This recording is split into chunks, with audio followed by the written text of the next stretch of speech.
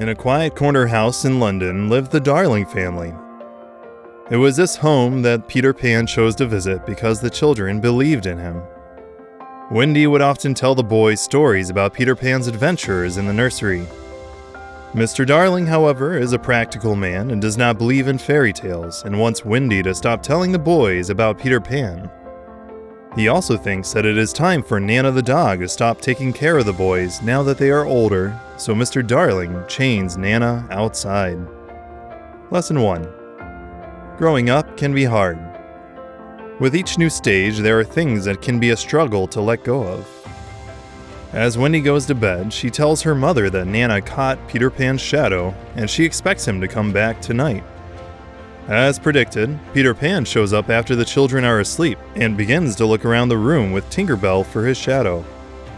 When he finds his shadow, he chases after it, causing a commotion that wakes up Wendy. Wendy immediately starts talking to him and helps Peter attach his shadow to himself again. From the beginning, Tinkerbell feels jealous of Wendy. Lesson 2. Beware of jealousy. Tinkerbell's jealousy will eventually grow and put many people in great danger. When Wendy explains how they are growing up and Mr. Darling has forbidden any more Peter Pan stories, Peter says that she should return to Neverland with him. John and Michael also wake up and are eager to return to Neverland with him too. The only thing needed now is for Peter Pan to teach the kids to fly. At first, Peter Pan forgets how you can fly, but then he remembers all you need is faith, trust, and a little bit of pixie dust. Lesson 3. Faith and trust are essential. Whether you are learning something from a teacher or following a leader, faith and trust are needed with many things in life. Once he teaches them to fly, they leave the nursery and begin their flight across London, flying over rooftops, and following Peter Pan to the second star to the right, and straight on until morning. In Neverland, we meet Captain Hook and the pirates. Captain Hook agonizes over not finding Peter Pan's hideout yet. He then has an idea to capture Tiger Lily and get her to tell him where Peter is hiding. But while he is talking to Mr. Smee, Tick-Tock the crocodile comes, and boy is Captain Hook scared of Tick-Tock.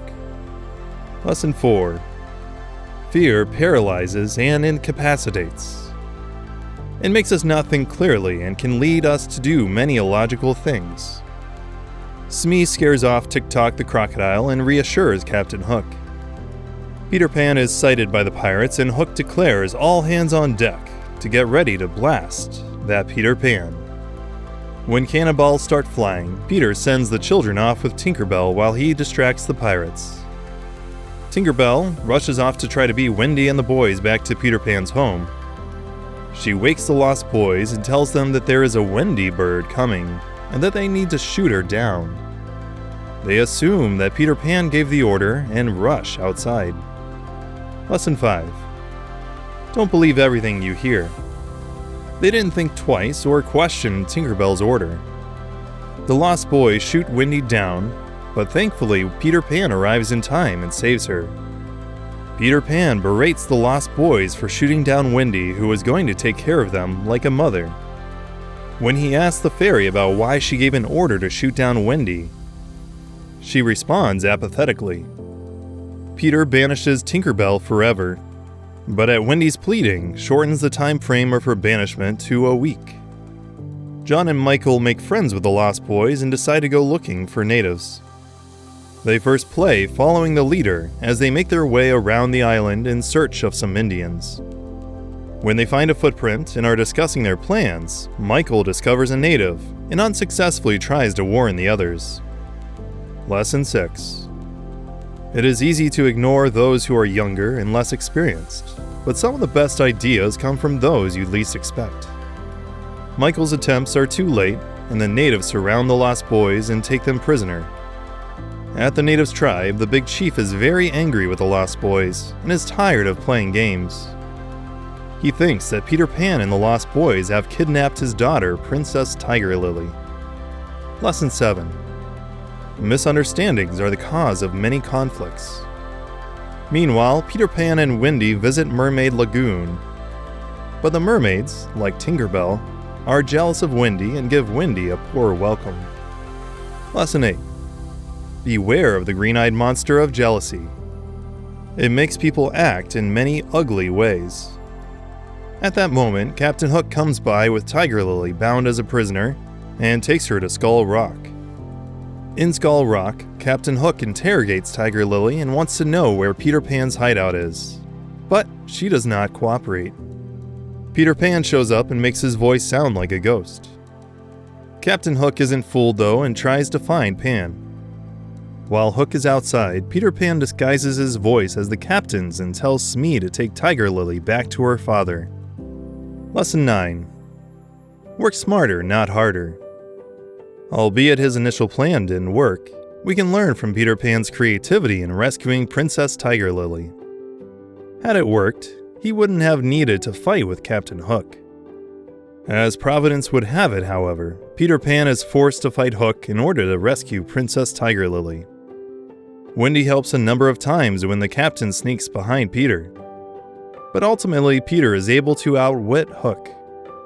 Lesson 10. Strategy and tactics easily defeat brute strength. Although Captain Hook might be the more skilled sword master, Peter Pan has a quick wit, and flying is a pretty good advantage too. The ever-eager Tick-Tock the crocodile is ready and waiting to make another attempt at finishing off the rest of Captain Hook. With his assistance, Peter is successful in rescuing Princess Tiger Lily. Back at the ship, Captain Hook is recovering from his close call with Tick-Tock, and Mr. Smee tries to take care of him, but his efforts seem to do more harm than good. When the captain learns from Smee that Tinkerbell was banished by Peter Pan, his scheming wheels begin to spin and he comes up with an idea for the undoing of Peter Pan. Lesson 11. The end result of jealousy is the harm of the people around the jealous person. Mr. Smee is sent to go find Tinkerbell and bring her back to the captain. Meanwhile, the natives are celebrating the rescue of Princess Tiger Lily, and the Big Chief rewards Peter Pan by making him Big Chief Flying Eagle. Then they all sit down together and tell stories and histories. Lesson 12. Sharing with others creates community. Whether it is sharing stories, presents, or a simple meal, we all want to connect with others and have mutually affectionate relationships. Smee captures Tinkerbell and brings her back to the pirate ship so that Hook can talk to her. Captain Hook's plan is to take advantage of heartbroken Tinkerbell and her jealous feelings she has towards Wendy. Captain Hook pretends that he is leaving tomorrow and offers to capture Wendy if Tinkerbell tells him where Peter Pan's hideout is. Lesson 13. Beware of ulterior motives behind people's words and actions. Heartbroken Tinkerbell falls for Captain Hook's ruse and shows him on the map where to find the hideout. But as soon as she does, he locks her up. Back at Hangman's tree, the children are still in high spirits after the celebration making Peter Pan Big Chief Flying Eagle. Wendy, on the other hand, is feeling jealous of Tiger Lily's relationship with Peter and decides it's time to go home in the morning. When Wendy tells Michael and John that they will miss their mother if they don't come too, one of the Lost Boys comments that he had a mother once. All of the boys want to hear from Wendy what a mother is, so she sings them a lullaby about your mother and mine. Lesson 14. A bond with a mother is unique and special. As George Washington once said, "My mother was the most beautiful woman I ever saw. All I am I owe to my mother. I attribute my success in life to the moral, intellectual, and physical education I received from her." After the song is done, all the boys decide they want to go back home to their mothers. But Peter Pan warns them if they leave and grow up, they can never return to Neverland. The pirates capture the children though when they leave the treehouse, and we find out the goal of Captain Hook's plan. He lowers down a mysterious present for Peter Pan. The pirates take the children back to their ship, and the elegant Captain Hook offers them a pirate's life on the ship, or the alternative of walking the plank. At first, the boys are all convinced by the pirate's words, Lesson 15. Beware of smooth talking that tries to make you do things you shouldn't do. Thankfully, Wendy is there to keep the boys on the straight and narrow. Captain Hook then shares what is really inside the present for Peter Pan. The present is really a bomb that is timed to go off at 6 o'clock, right when Pan opens the present. Hearing what is going to happen to Peter Pan, Tinkerbell escapes and makes it back right when the bomb is going off as she tries to save Peter from its devastation. Lesson 16. True love sacrifices itself for the sake of others. In the rubble after the explosion, Peter Pan searches for the pixie in order to take care of Tinkerbell, for he doesn't feel like he can go on without her. Meanwhile, the pirates tell the children that if they don't agree to join Captain Hook, then they will have to walk the plank. The children can't be deterred in their decision though, and Wendy walks the plank first. But when the pirates don't hear a splash, they are spooked. For little do they know, Peter Pan was still alive. Peter Pan then comes down and starts the final battle for the ship. Peter and the Lost Boys fight desperately against all the pirates, with Pan flying to and fro, fighting with the captain, and helping the others as they need it. In the end, the pirates are forced off the ship while Captain Hook is defeated by Pan and forced to say, "I'm a codfish." Just when Hook tries to double-cross Peter Pan, he falls into the sea with Tick-Tock the crocodile and is chased off for good with the rest of his pirates. Peter Pan commandeers the pirate ship for himself and the Lost Boys, and with the help of some of Tinkerbell's pixie dust, turns it into a flying ship. And off they go back to London.